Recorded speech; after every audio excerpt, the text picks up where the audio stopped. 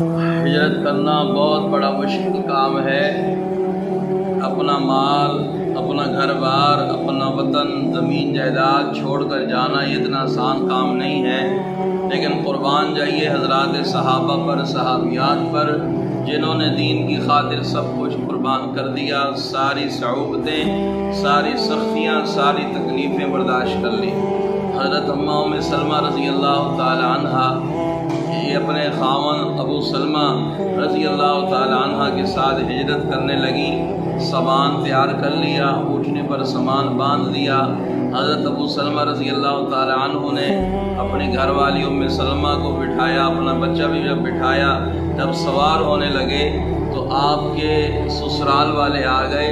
اور وہ آ کر یہ کہنے لگے کہ تم اگر ہجرت کرنا چاہتے ہو تو جاؤ، لیکن ہم اپنی لڑکی کو، ہم اپنی بیٹی کو تمہارے ساتھ نہیں جانے دیں گے۔ انہوں نے زبردستی ام سلمہ رضی اللہ تعالی عنہ جو بعد میں پھر نبی علیہ السلام کی نکاح میں آئیں، ان کو زبردستی سواری سے اتار دیا۔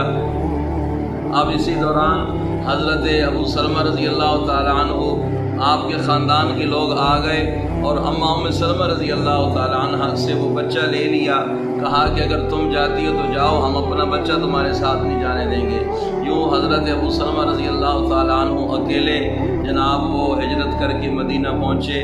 یہ جو دن کچھ بیچ میں گزرے، ام سلمہ رضی اللہ تعالی عنہ فرماتی ہیں کہ میں گھر سے نکل کر تھوڑا قریب ویرانے میں جا کر بیٹھ کے روتی تھی، فریاد کرتی تھی، تو میرے خاندان کے ایک بزرگ نے جب مجھے اس حالت میں دیکھا تو انہوں نے اپنے خاندان والوں کو ملامت کی، کچھ شرم کرو، کچھ حیا کرو، تم ایک خاوند سے اس کی بیوی کو کس طرح جدا کر سکتے ہو۔ خیر ان کو کچھ غیرت آئی، کچھ دلوں میں احساس ہوا، اور انہوں نے آپ کو بھی بھیج دیا، اور پھر کچھ دنوں بعد آپ کا بیٹا بھی آپ کو مل گیا۔ تو بھائیو دیکھے سارا خاندان ہی، سارے گھر کے افراد ایک دوسرے سے بکھر گئے، جدا ہو گئے۔ یہ ہجرت اتنی آسان نہیں ہے، یہ بڑا مشکل کام تھا، لیکن صحابہ نے نبی کی خاطر، دین کی خاطر، رب کی خاطر ہر ظلم کو اور ہر تکلیف کو ہنس کر قبول کیا۔ اللہ پاک ان کو اپنی شان کے مطابق اجر عظیم عطا فرمائے۔